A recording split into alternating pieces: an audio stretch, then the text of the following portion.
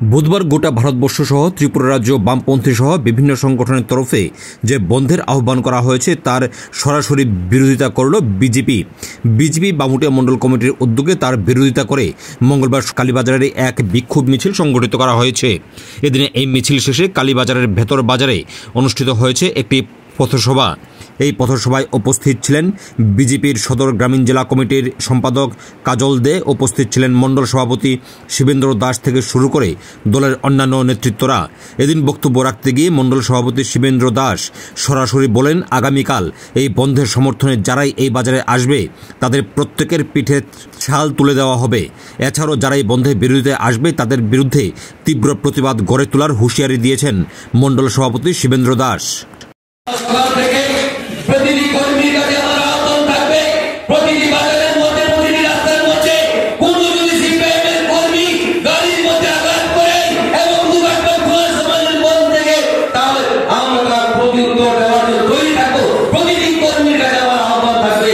সারা ত্রিপুরা রাজ্যের মধ্যে আমি এখন সিংহাতে গেছি, সিংহাতে আমরা একই রকম আহ্বান করেছি, বিক্ষোভ আমরা করবো। আগামী যদি বন্ধ থাকে তার প্রতিউত্তর আমরা দেওয়ার জন্য তৈরি আছি বন্ধুগণ। আমরা ইতিপূর্বে দেখেছি যে বামেরা যখনই শাসন করেছিল ত্রিপুরা রাজ্যে বারংবার স্ট্রাইক, হরতাল, বন্ধ, চাক্কা জ্যাম এই সমস্ত নামে বারবার মানুষকে বিপদে পরিচালিত করেছে এবং মানুষকে বেকায়দায় ফেলে কিভাবে মিছিল মিটিং এ আনা যায় সেটা ওনারা প্রলোভন দেখিয়ে সেটা সুনিপুণ ভাবে করেছে।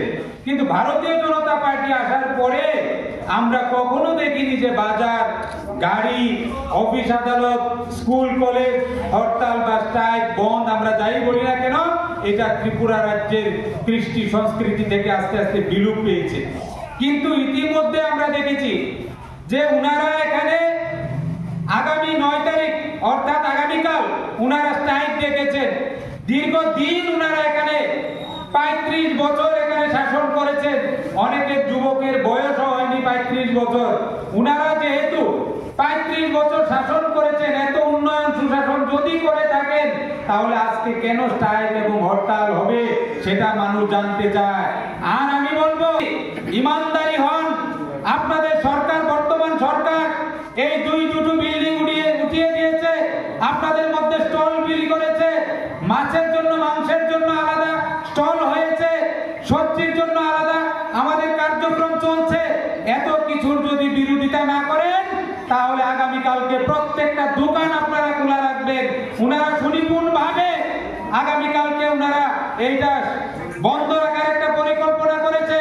আপনারা এই পরিকল্পনা নস্যাৎ ধূলিসাৎ করে দিয়ে আমি আহ্বান রাখবো, আপনারা সরকারের পক্ষে আছেন, আপনারা উন্নয়নের পক্ষে আছেন, আপনারা আপনাদের প্রতিটা মানুষের রোজগারের পক্ষে আছেন, এই আশা আকাঙ্ক্ষা রেখে আপনারা প্রত্যেকে আগামীকাল দোকানপাট খুলবেন, আপনারা প্রত্যেকে ব্যবসা বাণিজ্য চালিয়ে যাবেন।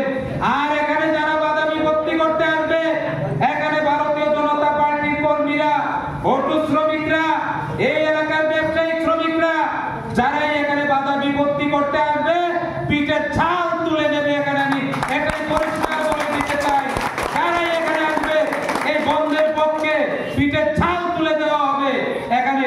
কাজেই এই উত্তরে, সদর উত্তরের সর্ববৃহৎ সবজি বাজার, এখানে আগামীকালকেও প্রতিদিনের ন্যায় এখানে হাট বাজার বসবে, প্রত্যেকে সবজি নিয়ে আসবে, প্রত্যেকটা দোকানপাট খুলবে। এই আশা আকাঙ্ক্ষা ব্যক্ত করে আমি আমার আলোচনা শেষ করছি।